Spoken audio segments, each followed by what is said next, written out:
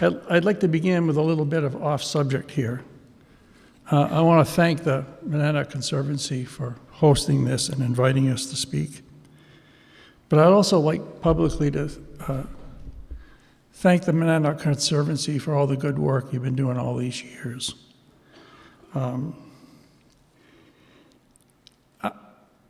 I get the feeling that looking back 100 years from now, people will look at us and say, well, they worked on education, they worked on preservation, they worked on health care. But I think the thing we're going to be most well known for, and they'll be most amazed with, is the conservation work that we all did.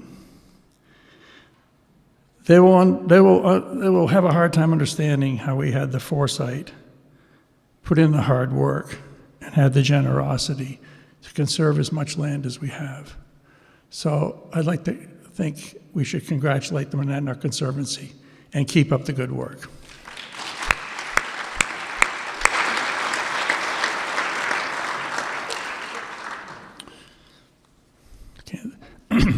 I was born in Keene in March of 1945.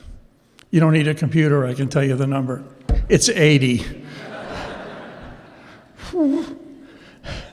I always loved the Monadnock region, and I feel lucky to have been born here. It's not just the hills, the lakes, the villages, and the forests that I really liked, but I also was fascinated by the people here. And tonight I'd like to talk about two gentlemen that helped define the region for me. Those two gentlemen were John Priest and Edgar Seaver. They were contemporaries, and they had some things in common. They were both born in the 19th century. I always found that fascinating because they started their lives on horseback, and before they died, they saw a man walk on the moon. And that's quite a bit of things to happen in one lifetime. I think it was the Romans marched into town on horseback also. That was a long time ago. So they saw a lot of changes. Edgar and John were near neighbors at the south end of Silver Lake. They had both a very dry sense of humor, and they were understated in everything they did. They both also contained a lot of what I call country wisdom that served them well. And I think I certainly learned a lot from them. John Priest was born in 1896. He had been a farmer, and he suffered from this empty barn syndrome that so many people did at that time. And he became kind of a caretaker for all the cottages on Silver Lake. He had a shed across from his house, a cow or two in it, and he lived where Pear Tree Studio is now, if you know Silver Lake at all. He had an ice house, and my first memory of John was when he delivered ice to our cottage. Believe it or not, I'm that old. Cottages had an ice box, and you put the ice in from the shed or from the outside, and then the inside you had cold, placed dry refrigerators pretty quickly. But anyway, John was the ice delivery person. And thinking back, I never saw him cut ice, but I knew where he was doing it. I never had the chance to do that. When we were teenagers, I think I was about 14, and we understood that when John talked, he didn't say hello if he saw you. He said "lo." So we thought that was kind of interesting. So one of my friends was driving by then. So whenever we drove by his house, he would sometimes slide his barn door open and sit on the bumper of his car or truck and smoke, I think. I don't think he was allowed to smoke in the house. So we got in the habit every time we went by of yelling out the window or in a convertible, "Lo, John." And we did that quite a while. And one day we were in the general store down in Chesham, and he walked in. And he turned to us and said, "Are you the boys that drive by my place and yell, 'Lo, John'?" And we said, yeah, that's us. And he said, "Well, lo."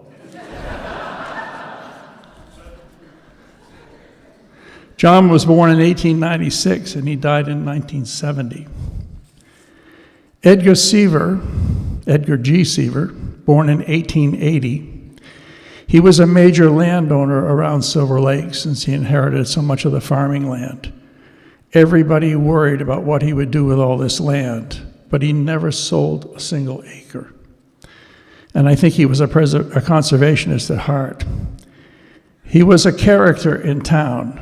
Everybody thought of him as this crazy miser. He was also the conductor of the Chesham Band. And in the 1940s, they always played at the Nelson Old Home Day. And one year, the Nelson Committee decided to hire a different band, probably Westmoreland or Troy. And after they played, Edgar went up to Park Struthers, who was in charge, and said, "How much did you pay that band?" And Park said, $50. And Edgar was reported to have said, "We'd have blowed our guts out for 35. He was very conservative in politics. One time, a friend of mine, who was an employee who worked with me, became selectman about 1975. Edgar didn't know him. And Edgar said to me, "Who's the new selectman?" I said, "He's a good guy." He said, "Does he own property or does he rent property?" I said, "No, he rents, but he's a good guy." He said, "Can he tell the goats from the sheep?" I said, "I don't know." He said, "We got a lot of goats in town right now." He always worried about how much money the town was spending. And one year he was going over the town budget with me. And he said, "How much is the school going to cost? Is it going up or down?" I said, "No, it's going up."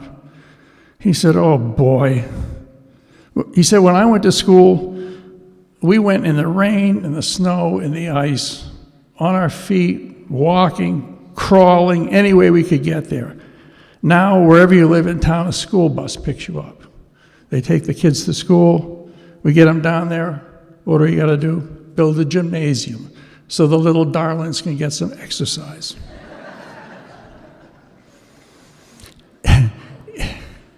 In 1976, I had grown a full beard, and Edgar didn't like it. And he said to me, "I never thought I'd see a colony with a beard." And I said, "Well, you have now, so get used to it." And I was trying to sell him on the idea of Jimmy Carter. So he said to me, "Look, let's make a wager.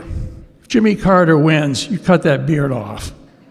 Oh, if Jimmy Carter wins, I'll buy you a six-pack of beer. If he loses, you cut that beard off." I said, "Okay, it's a bet."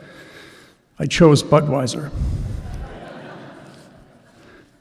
One day after the business I started was 2 or 3 years old, we were talking and he said to me, "Did you make any money last year?" And I said, "You mean me or the business or what?" He said, "No, I mean you, the boss." I said, "No, not really." He said, "That's not good."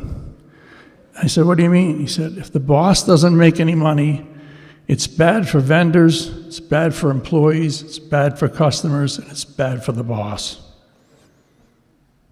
That's more than I learned in business school right there. These were two great characters. As I said, they were near neighbors, but they were not close friends. Their personalities helped me personally define the region, and they meant a lot. One thing that they shared is they each had spectacular views of Mount Monadnock, probably the best in Harrisville. Anyway, it was my privilege and my good luck to have known them. Thank you. Okay, we're underway. I'm happy to be here from Piccadilly Farm, and I know a lot of you here, many of you may not have met me, but I'm a co-owner of the farm along with Jenny, who's pictured there with me, and she's unable to be with us tonight, so you'll have to settle for second best. But I'll see what I can do to spin a few yarns, paint a few pictures about farm life at Piccadilly. We're on a 71-acre property in Winchester, just south of Keene, right on the line with Northfield, Mass. And on that 71 acres, we've got about 35 acres in our spreadsheet for vegetable crops. And we've been growing there since 2006, and we're a certified organic farm. And we also carry a real organic certification, which means that you actually grow your vegetables in dirt. Because it's possible to be a hydroponic organic farmer, but we're dirt farmers. And our property has 2 conservation easements on it. One of them dates back to the mid-1980s, which is held by the state of New Hampshire, and the other, from last year, we closed with the Monadnock Conservancy and got the whole property sewed up in conservation. So, yeah. Thanks to many people. I'm looking to see if Pete Troop is out here tonight. He was our go-to from the Conservancy and helped us out quite a bit along the way.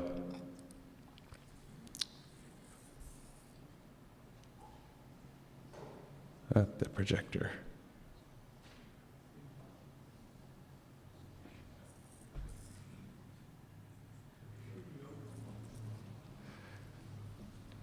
So here's a view of our farm. Looks like it's a little bit distorted, or maybe it's just how I'm looking at it. But Jenny and I moved to the property in 2006, and before that, for about 10 years, we've been cutting our teeth on some other farms, working as various apprentices and managers, mostly in Massachusetts. And while there, we thought, if we could do this on our own property, that would be great. Let's look. And it did take about 2 years to get to this property. And during that search, we had time to come up with a fun farm name, Piccadilly Farm, because though we were committed to saving the world through lettuce and carrots, we also wanted to have fun at the same time. So we came in 2006, and during that first year, we were just renting from Albert and Judy Hudson. And Albert was a dairy farmer who had been on this property since, I think, about 1980. And during that first year, he grew feed corn on the property to make corn silage, and then he sold that corn silage during the following year while we took that year to close on the sale and work it out.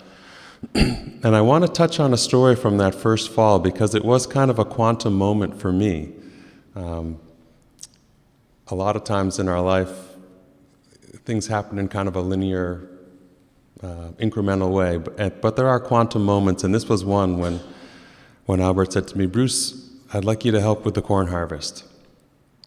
So I agreed, and the scenario involved 3 dump trucks, a tractor, a skid steer, and a corn chopper. So the corn chopper was operated by somebody else, and it was his equipment. So Albert hired in the corn chopper, and it was a pretty bigger than the dump trucks, at least taller. And it had 4 big scissors on the front. So he would drive along, chop the corn, and it got sucked into this innards area, and then a big chute sent the chop out the back. And Glenn, who drove the chopper, he had a way to direct the chute, so he would get the chute, fill in the dump truck. And so Albert was with me on the first trip, and he said, "Okay." I had never driven a dump truck. He said, "All right, just make it so that you're driving alongside Glenn, and you want to be able to touch his side mirror.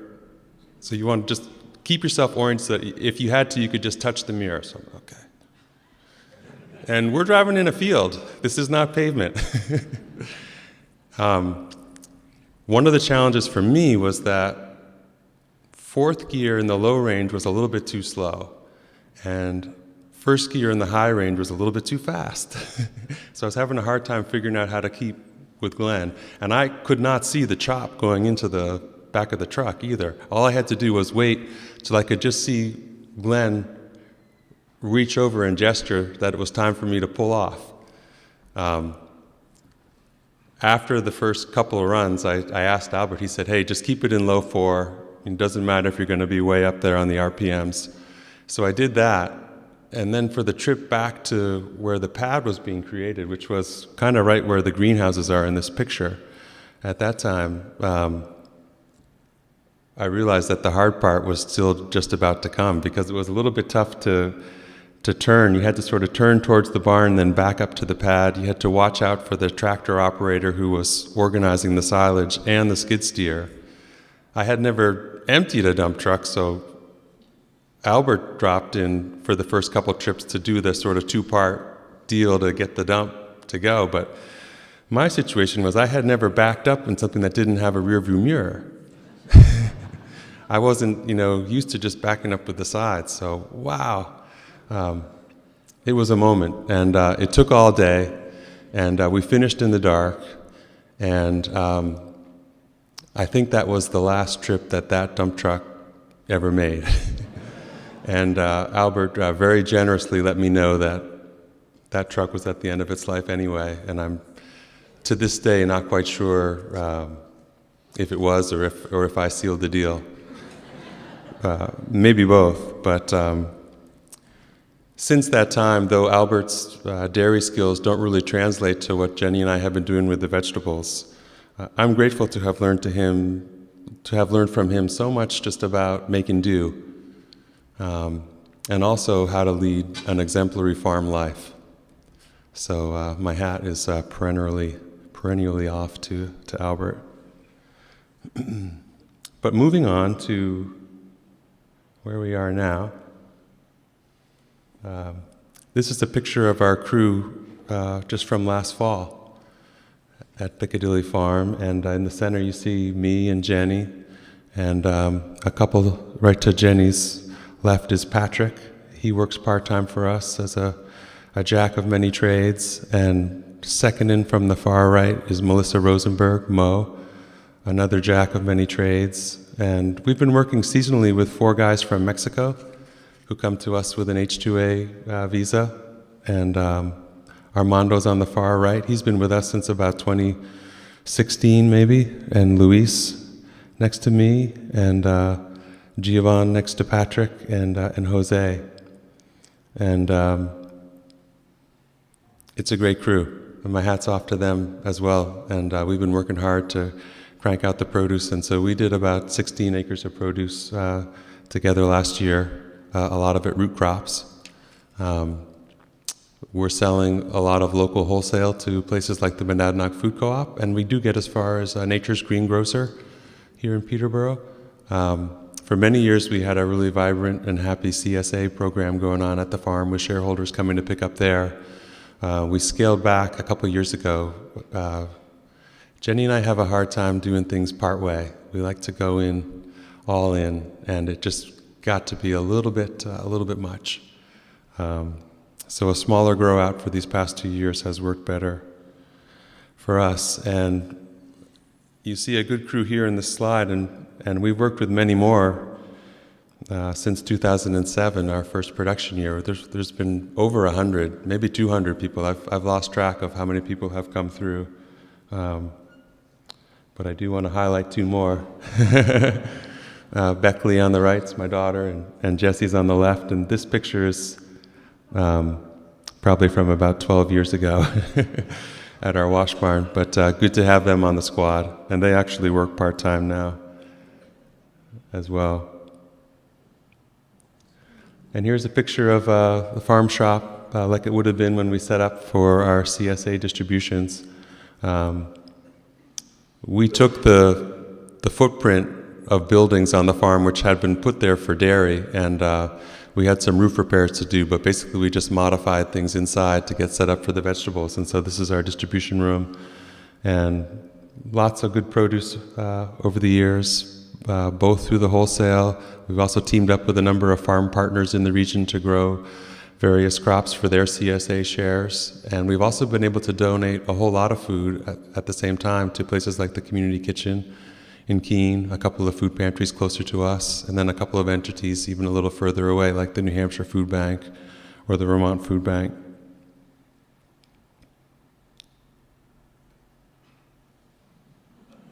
Can't do that one yet. First, there There's Jenny and I in the foreground, just sitting around as usual. But one of the things I think about when I think about the No Farms, No Food bumper sticker is I think about this, because pretty much every summer since about 2009, 2010, we've hosted a group called the Family Folk Chorale. They're an intergenerational singing group. They're based in Arlington, Mass. And they come out for the weekend and they set up tents, they camp, and among the highlight is a concert that we put on, a free concert on Saturday afternoon. And it's coming up this summer again. I think it's June 15th, Saturday right around there. And as people ask me, Bruce, how do you do the fertility for the farm? How do you fertilize things, and how does it work? How do the crops grow? And I do have answers that relate to soil tests and nutrient recommendations that we get from the Extension Service and things that we buy in. But I gotta say that this is the secret to how we nourish our crops. And when we think about No Farms, No Food, there's so much in the culture and the celebration and the opportunities related to farming that really are what make it happen. And so pretty much every year in the beginning of June, I think, oh man, how did I sign up for this? I've got to mow the field where they're going to be. We got to figure out the porta potty, who's going to get the pizza. And it's just like, you're kidding me. It's June. I'm trying to transplant cantaloupes. And every year at the end, I'm like, wow, I'm so glad we did that. Let's do it again.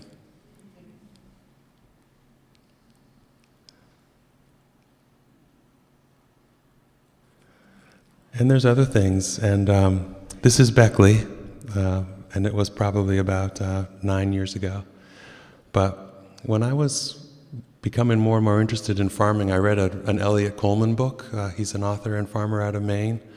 And in one of the chapters in the New Organic Grower, it starts with a quote, and it says, it was about something he saw posted in somebody's tool shed. There's a place for everything, and everything has its place. And it was just a chapter about the benefits of keeping things super organized and on track and weed-free and the whole bit. And I was like, yes, that's how I am. That's how I'm going to farm. So there was really nothing in my playbook to meet the moment when my daughter decided, hey, I'm just going to pop out to the pigs' field and I'm just going to jump the fence. It's an electric fence, but I'll jump it in my bare feet and I'll navigate the pig poop, and I'm just going to climb on the pig because that's what you do. And that's what she did. I could never ride a pig. They run away. She's a pig whisperer. And but she just opened up my life to so much that's sort of outside the playbook of what I thought was most important and what had to be done on a given day. And my son did the same in his way. And this is Jesse back from COVID time, and he made this fort down in one of the sort of secret faraway places in the drainage. That's, how often do I get there? A couple times a year, 4, 5, 6, as I'm doing a walk in the woods. But he found it, and he brought the magic to it. So I'm also grateful for him for taking me off book now and then.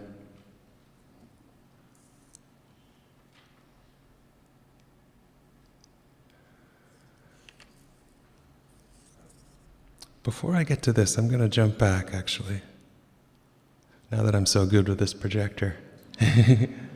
But thinking about the crew, our 4 guys from Mexico, they all have wonderful, rich family lives and experiences back home, and we get to hear about it during the summertime, and sometimes we see posts on social media and things like that. But it is fun to hear. They're from big families, and there's always a lot going on. There's festivals and activities, and so sometimes they'll bring things home to their families and friends. And 2 of the guys on the far right, Armando and Giovanni, second in from the left, they're brothers, and they live on an island in the state of Michoacan, and they have a big family, including something like 28 nieces and nephews. And when the 4 guys show up, they usually arrive at the farm with like a knapsack, just a day pack, and it's like, wow, that's not very much. And when they go home, they figure out, what's the biggest container you can check a bag on with American Airlines or Delta, whoever it is, and they usually get 2 duffel bags that match that, and they fill them up right to the weight limit. If the weight limit's 50 pounds, like all 8 of these bags are 49.5 pounds. And sometimes Jenny and I wonder, oh, what are they bringing? And we learned one year that it was the year of light-up sneakers. And so, believe it or not, Giovanni and Armando brought back like 28 pairs of light-up sneakers so that everyone in the family could have their pair. And believe it or not, they were stopped by the customs people who thought they were setting up a cottage industry, and so they had to pay a tariff to get the sneakers in. And I think the next year, same deal, 8 really full duffel bags, and it fills up our small pickup truck to get them to the airport. 4 guys, me, 8 bags, 4 knapsacks, and it's usually an early morning flight, like 6:30 a.m. out of Bradley. So it's about like 3:15 in the morning. We're driving, I'm driving, the guys are riding. It's still dark, it's very foggy. All of a sudden, deer. And like, as soon as I could say or think deer, boom, hit the deer, run over the deer. Both airbags pop. You know, there's smoke. This was just north of Greenfield, Massachusetts, where there's a rotary, and you can get off at that rotary and head over out on the Mohawk Trail. Golly. Plan Z, and I still feel badly, for many things, including the deer that lost its life. And so I was slowing down, trying to figure out, okay, let's assess. But the truck was still moving and movable. So I limped off at that exit into the gas station right at the rotary, realized that the truck was no longer drivable. And it's like 3:20, 3:25, we got to make a 6:30 flight. Called Jenny. She answered the phone, and she starts heading towards us in our Honda CR-V. And I also called Patrick, jack of all trades, including things vehicle related, and stroke of good fortune, he also picked up, and so he came. So at about like 3:50, we do a transfer of 4 guys, 4 knapsacks, 8 duffels, and me in the CR-V, and the CR-V is like just barely. We made the flight, or they made the flight. Couldn't believe it, but I'm always remembering to watch out for the deer, particularly on those early morning trips when it's foggy.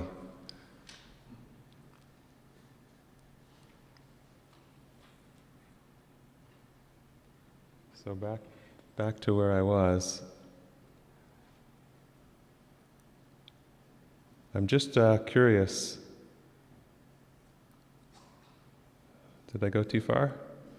We're at intermission.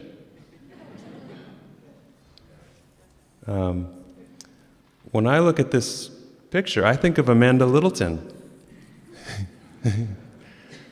Does anybody else? So I'll tell you a little bit about why, and it takes us back to 2014, but we've got the blue tractor, and there's a water wheel transplanter connected to it. So you can separate the transplanter from the tractor. It's got water that you can put in those yellow tanks, and the whole thing sits, it can rest on those there's 2 wheels, but one of them you see in the foreground there. You can raise and lower it with the tractor, you can sit it on the wheels.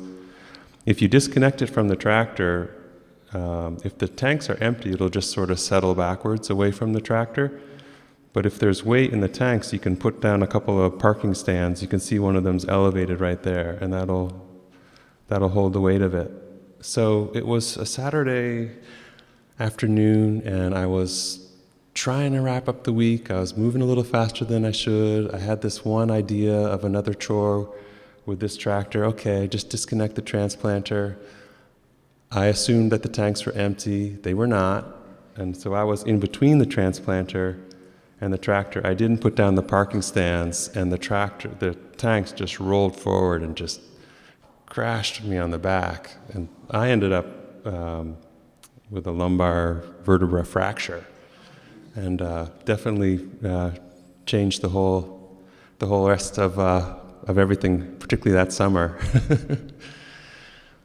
But the story relates to Amanda because somebody set up a meal train, and Amanda brought some dinner to us. You know, it was a week or two after the event, and Jenny and I mean, we were acquainted with Amanda, you know, somewhat through the Cheshire County Conservation District and our overlap there. But wow, it's a hike to get all the way down to Winchester, and she just showed up as supportive as could be, and I just wanted to share that because I think many people probably already knew that Amanda's a superstar, but there it is again, and I just wanted to wish her, Amanda, best wishes to you for this next position, and thanks again.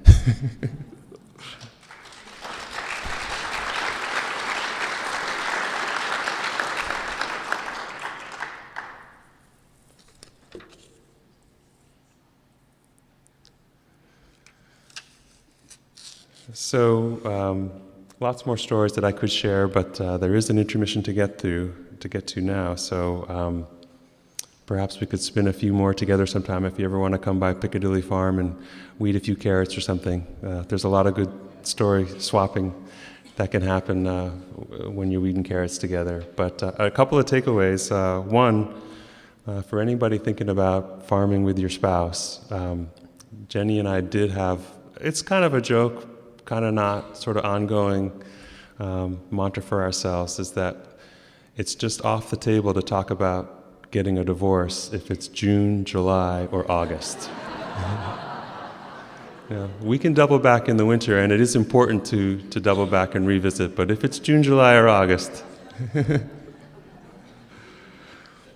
Another takeaway is that the first 40 hours of the week are pretty fun.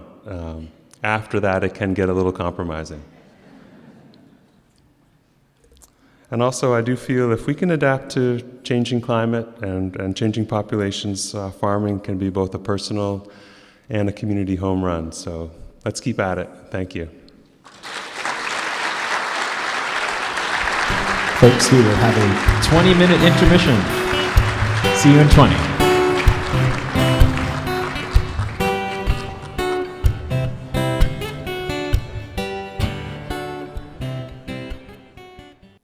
Okay, so I'm going to start my talk with a confession.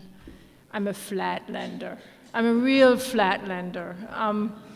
I grew up in Germany and in an area that is about as flat as it gets.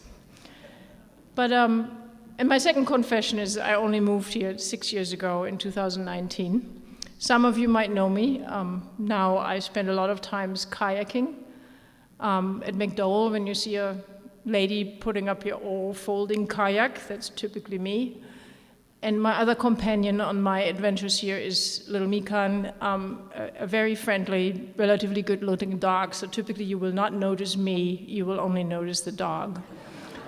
But I did grow up in a town that was about the size of Peterborough. And I was lucky to spend my youth as one of those kids who could just jump on a bike, visit my friends on farms, or go into the woods and explore the woods. So I did that for many years, and then later I decided I will leave the small town and study chemistry. And so I didn't study chemistry to become an industrial chemist. That seemed incredibly boring to me. But I did study chemistry because I felt it was the language of nature. It was really nature's language. If you understand chemistry, you understand why a mineral is red or blue or green, and that was the kind of first thing that I learned. But even now, even after so many years, we are now learning how trees communicate, right? There are fungal networks underneath these trees, and they can communicate with each other. We learn how our microbes in our gastrointestinal tract maybe communicate with our brain. And the only way that is possible is because they're molecules and chemistry, and these molecules are the messengers. And so I still feel, after many, many years, I still feel very strongly that chemistry is the language of nature. And so this is my second confession. I'm a scientist. And we're taking a lot of beatings these days, but I'm equally passionate about it as I've ever been from a relatively young age. So I'm going to tell you a little bit about my science story, very different from a farming story, but I hope I can keep your attention and that maybe I pass a few things along that you're going to find interesting. So I lived in Geneva, in Dublin, in Boston, and one of the things about chemistry and science is too, it is a universal language. It's not only a language of nature, but it's a language you can speak all over the globe and make many, many friends. And so my friends now are at the Wyss Institute for Biologically Inspired Engineering. And so as much as my career was maybe nature-inspired, now my work is biologically inspired. And so let me tell a little bit about the Wyss Institute. So the Wyss Institute was founded by maybe one of the premier conservationists, Hans-Jörg Wyss, maybe one of the people who is the most influential in conservationism who you've never heard about.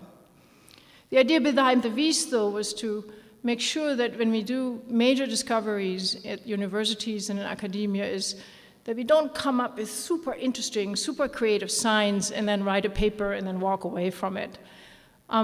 But that we take that science and develop it into something that has an impact on human health or the sustainability of this world. And that's really what we're doing. We have wonderful scientists at the Wyss who have a long-standing career in the sciences. One of the people you might heard about is George Church. If you ever heard about the guy who's trying to bring back the woolly mammoth, that's George Church. And it's not about the woolly mammoth, it's about everything we learn on the way of maybe creating another woolly mammoth, which I don't personally believe is going to happen. But we are nature-inspired, we are biologically inspired. We feel that there is so much now we have learned in biology and nature that now it's time to take all that knowledge and really build solutions for humankind, and especially in healthcare and sustainability. So this is a monarch butterfly out of my own yard. And on the other side, you see, when you go really, really deep into what a wing of a butterfly looks like, it has this beautiful structure, and it's one of the structures that actually inspires all of our templates we use at the Wyss Institute. And so we call these tiny structures nanostructures, and one of the groups that came off the Wyss, that we encouraged to build a company, learned from this nanostructure and developed machines that purify air. And so now you can guide air through these little nanopores and you can put it into your room and you're gonna have a lot cleaner air than before. I think at a time when we see forest fires in Canada, in Los Angeles, we all agree that air quality is gonna be a major question for us in the future, and the more technologies we can develop to ensure that we have clean air in our houses, the better they will be off. But there are other nature-inspired solutions that we have found. So, for example, this one is an interesting one. On the right side, that's a pitcher plant. So this pitcher plant is a meat-eating plant. It eats insects. And the surface on this plant is so slippery and so difficult to get a hold of that even flies who land on this plant are just gliding in, are getting eaten. Pretty mean, actually. But what our scientists try to understand is, so how does this work? And so they understood how to make surfaces really, really slippery, and now there are two uses of that technology. One is a small company coming out of the Wyss Institute developed paint. And what you do is actually you use this paint to paint hulls of ships. And if you make the hulls of ships very slippery, barnacles and algae and biofilms cannot adhere to it anymore, and so the progression of the ships becomes a lot more energy efficient. Again, we're not going to change the world by, transforming it, but we're going to take little steps to maybe make it efficient, more sustainable, a better place on the healthcare side. The other application we found, which is more a healthcare application, is for surgery tools. So if you make surgical tools really, really slippery, or maybe implants, then blood cannot adhere to it. When blood adheres to a surface, it starts to clot.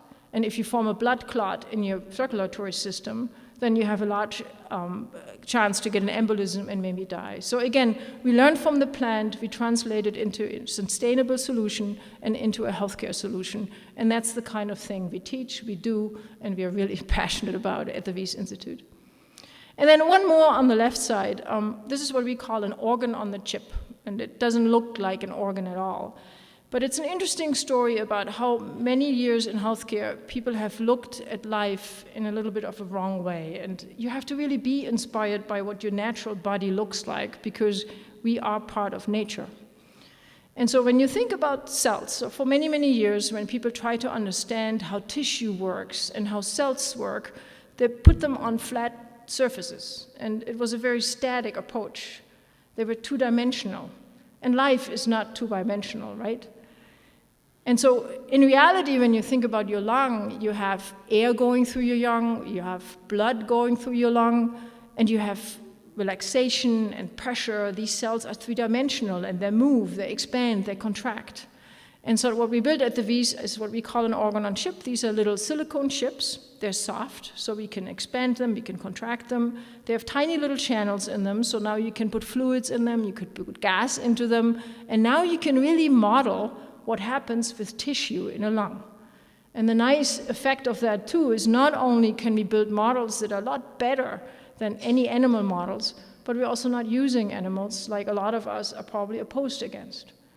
So those are the kinds of things we do. We have a lot of young scientists. We teach these approaches, and ultimately we encourage them to really do innovative science and take it into the world. Now I'm going to come back to myself for a little moment and tell you what I'm passionate about in all of this. And before I came to the Wies, I worked in industry for 20 years. I worked in a small biotech company where we also were nature-inspired. And we created a drug that's called Linzess. Some of you might know it from commercials, maybe some of you take it. But it was really inspired by what in a microbe, in E. coli, causes traveler diarrhea. They have a little molecule in these microbes that is called ST peptide, and when you make it a little weaker, a little bit better for humans, we made a drug out of this. And this drug works in irritable bowel syndrome. Irritable bowel syndrome is a women-predominant disease, and one hallmark of this disease is severe abdominal pain. So a lot of times debilitating at a lifetime for women when they're most active, when they have kids, when they're in their job, and it's a really terrible condition to have. So in 2004, when I started on this program, it became very clear to me that many, many women would go to the physician and they would describe this severe pain and they would be just sent home because there seemed to be no good explanation for this condition. There was no good treatment for this condition. And as a society, we seem to have accepted that women suffer pain. You know, there's menstrual pain, there is pain when women give birth, and that seems to be one of those things that is maybe part of a woman's life. And maybe we all have started to accept that. But the truth is we do not have to accept that. The problem here is that we don't understand women's physiology, and there are many good reasons for it. For many, many years, women did not participate in clinical trials, not because anybody kicked them out, but because people were too worried that maybe you would have in a drug that nobody knew well how it worked, but maybe you would have an effect on a fetus. And maybe it was just not safe to put women into a clinical trial. So for many, many years, we haven't gotten the data, and now there are many conditions that we don't know how to treat. And IBS was just one of them. Linzess came out to the market. It became a wonderful drug, and is now very regularly prescribed for many pain conditions in women. That's when I got started. And now, 20 years later, I'm feeling and understanding that not much has changed. There are conditions like endometriosis that affects very, very young children, and a lot of times with severe pain conditions that is not taken seriously. There are conditions like fibromyalgia, and again, a pain condition that women go to doctors with, and it's just not taken seriously, and there is just no treatment for it out there. So this is where my passion lies now. And at the Women's Health Catalyst, which I founded at the Wies Institute, we are working on women's health innovation, really trying to understand female physiology and make sure that we have treatments that are equally powerful for men and for women. And I give you a few examples. There are really three types of conditions we are looking at. One is conditions that are unique to women, and typically that's related to the reproductive tract, right? Breast cancer, cancer of the ovaries, which you still don't have a good diagnosis or a solution to. But then there are other conditions that affect women and men, but disproportionately it affects women a lot more than men. And so you will be surprised maybe to hear that 80% of patients with autoimmune disease are women.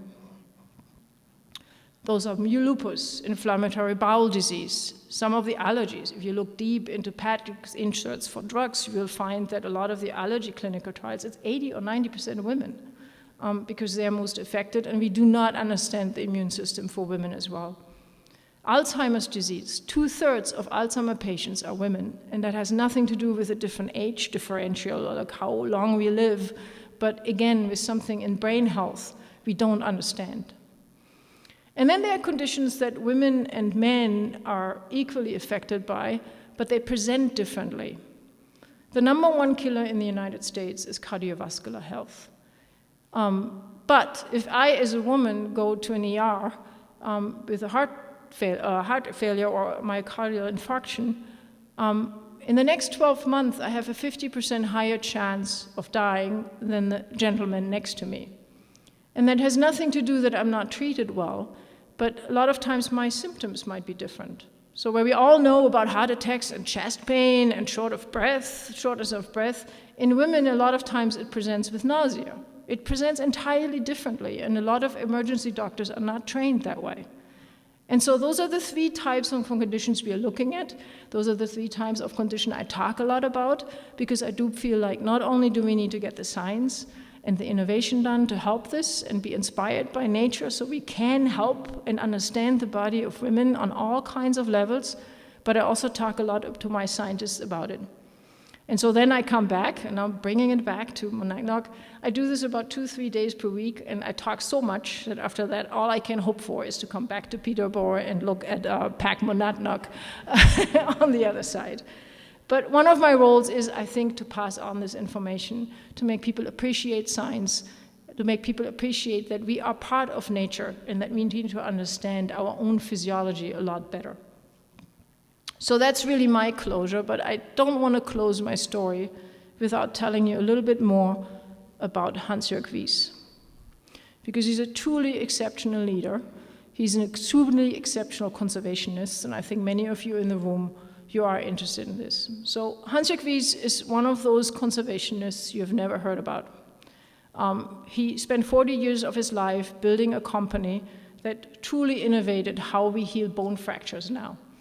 You might remember that there was a time when you had a broken bone, you had gotten this cast, and you were sitting in a hotel bed, in a hospital bed, maybe with your leg up and not moving for 8 weeks, and by the time the cast comes off, there was no muscle left. That doesn't happen anymore. Now there's surgery, and people get screws into their bones so that they can heal nicely together. All those tools were invented by Synthes, and Hans-Jörg Wyss was the leader of that company for 40 years. And then he sold the company, and the next 20 years, he has now been engaged in conservationism. He has saved millions of acres of land, in large part in the west part of the United States, but also globally. And he has now been an architect in the global effort to save 30% of global lands by 2030. So a truly exceptional man. I feel we need a lot more of them to go out and do good in the world, but without maybe shouting it from the rooftops. So I'll leave you with the quote from the book. I invite you to read the book. It's a really nice read, and I think it gives you a lot of insights into conservationism. So thank you for listening. Thank you for the Monadnock Conservancy for staging this event, and thank you for being here. Ladies and gentlemen, please welcome to the stage journalist and author Paul Hurtnicki.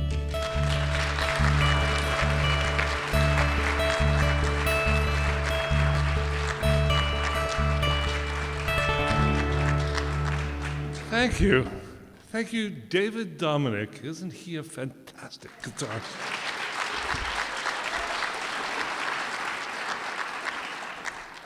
And he gave you that nice long interlude so that a contrast wouldn't seem so stark as hearing a Subaru salesman after Robert Oppenheimer. But that's what you have here. Thank you to the Conservancy for asking me. Thank you, Lindsay, for asking me. I don't think you knew what you were getting into, but here we go. I tend to read because it's better to commit to what I put on paper, and if I just start talking, God knows where we'll go. If a man owns land, the land owns him, Emerson said. That warned me off of home ownership for a long time. And I realized that only the extraordinary made sense in that regard. And Angelica made some confessions, so I'll make a few confessions. One, I have a contentious relationship with the land and with nature.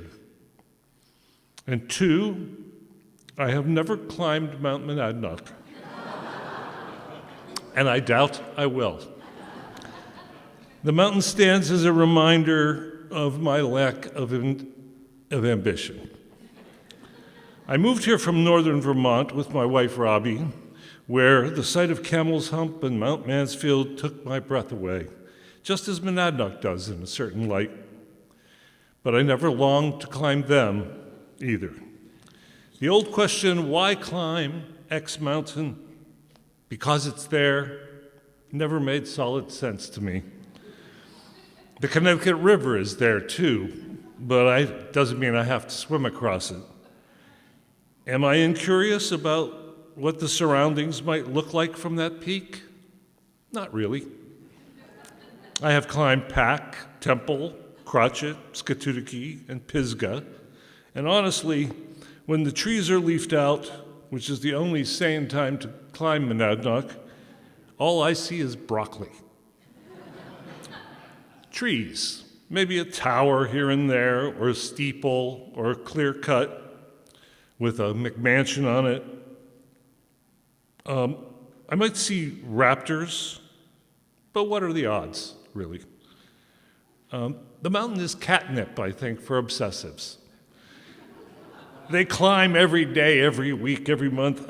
Trees may, so I might see a bird, I might see raptors, but let's face it, it's a 5-hour activity. And for 4 of those hours, what will I see? Rocks, potential footfalls, stones, boulders, ledge, roots, moss, lichen, and should I stop to catch my breath, which I damn sure will, more trees, more lichen. I suppose I might see a lizard, and that would be a treat. Henry David Thoreau wrote rapturously about the mountain. He climbed 4 times, always building one of his shacks on it. But he only bolsters my resolve to leave it alone, writing, quote, "I came not to look off from it, but to look at it. The view of the pinnacle itself from the plateau surpasses any view which you can get from the summit." I rest my case. It's that perspective painters paint. I understand, of course, the popularity of climbing it, and I like that it gives the region a name that, like my own name, is simple but newcomers find hard to pronounce. But I don't think it and the punier pimples around it gives locals the right to refer to people from away as flatlanders. Certainly not one from northern Vermont. Wait, I'll take that back. Many of the hordes who climb Monadnock come from coastal New England. They truly are flatlanders. But thank heavens for them. Because of them, the mountain has been made legend and has plenty of notoriety. It doesn't need me. Nature, the character of the land here, defines its denizens. And I have learned its seductive beauty is easily offset by its relentless nastiness. Look what this land did to colonial farmers, whose progeny moved west as soon as they could. Some stayed behind and grew more taciturn with every generation. Apologies, Chick, and to many others here. Yes, of course, Yankees were known as parsimonious. They were poor and hungry. Worst of all, they were unwelcome, an invasive species, breaking plows, inflicting children, brutalizing religion. They didn't have DEET. They were not skiing. And garden clubs were just getting off the ground. By now, you may have surmised that I'm not a gardener. I leave planting and praying for things to grow up to magicians like Bruce. Mucking in the soil, there goes that remote. Mucking in the soil at the peak of the annual black fly plague. Oh, joy. I have a hard enough time dealing with that which grows wild. Out of poor judgment, an editor at Yankee once asked me for a story about gardening, and I wrote about felling white pines, defending myself against saplings, and eradicating knotweed. It wasn't exactly what she had in mind. Since we are here in March, let's take a moment to talk about frost heaves. Nature's seasonal practical joke. I know how much locals love springing surprises on visitors, and frost heaves really can't be beat. My first encounter with them, late for a meeting in my Honda Civic, over a road that had been smooth weeks earlier, elicited such a torrent of bewildering profanity that I had to pull over, check my molars, and run myself through a concussion protocol. Fortunately, the heaves coincide with salamander crossings, helping volunteers slow down the slaughter. Through all of these annoyances, I am enormously grateful. This is the majesty, back in the pocket for the remote, that greets me every morning. It is never static. It changes constantly. It means I can see ospreys and moose and mergansers and bears from my sofa. I saw my first eagle while watching golf on TV. Our small house, that's springtime, small house lacks a furnace, a front door, and cell phone coverage, but I certainly don't deserve to live here. But here's a surprise. I have more curiosity than I need, and this daily dose of awesomeness cuts a whole swath of curiosity that I have become disinterested in pursuing scenery. Maybe it explains not climbing Monadnock. Alaska? I don't think so. Grand Canyon? Do I have to? Recently, I dragged myself up to the crater's rim of Vesuvius, looked out over the Tyrrhenian Sea, the Bay of Napoli, and thought, meh.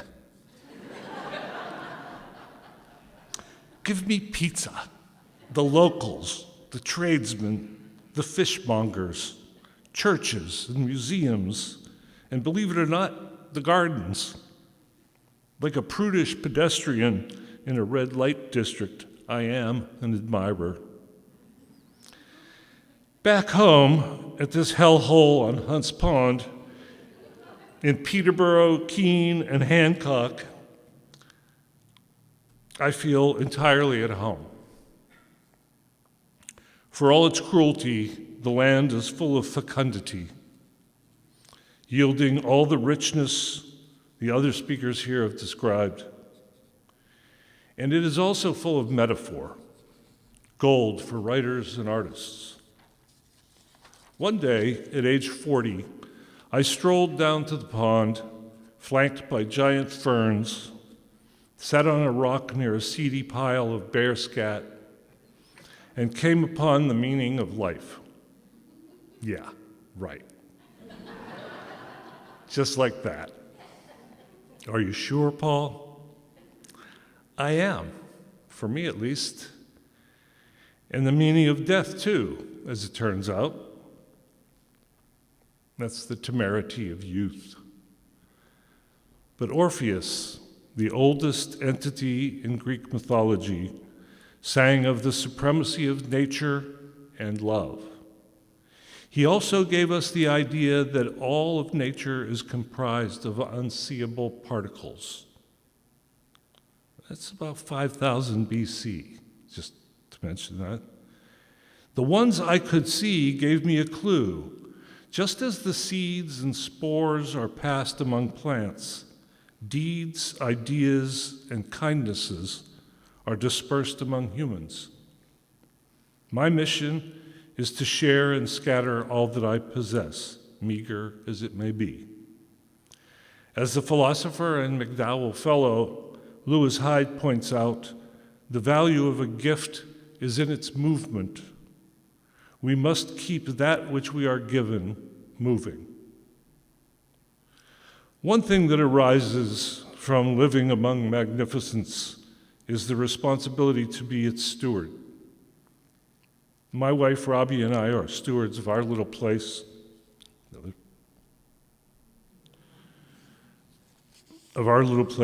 We mostly try not to mess it up. And look at all of you, sharing your gifts, stewarding and supporting the stewards of this naturally irritating place. Like squirrels gathering nuts and flowers hosting pollinators, the Conservancy brings us together to ultimately support wildness and industry and agriculture and science that grow from it.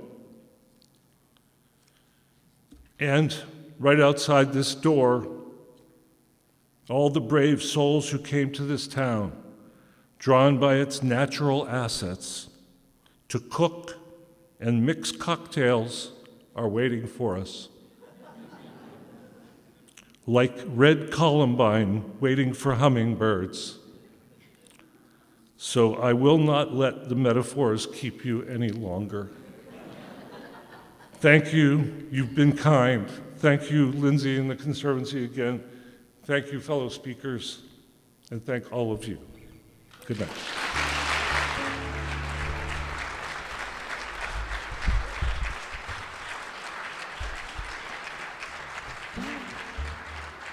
Hello, everybody.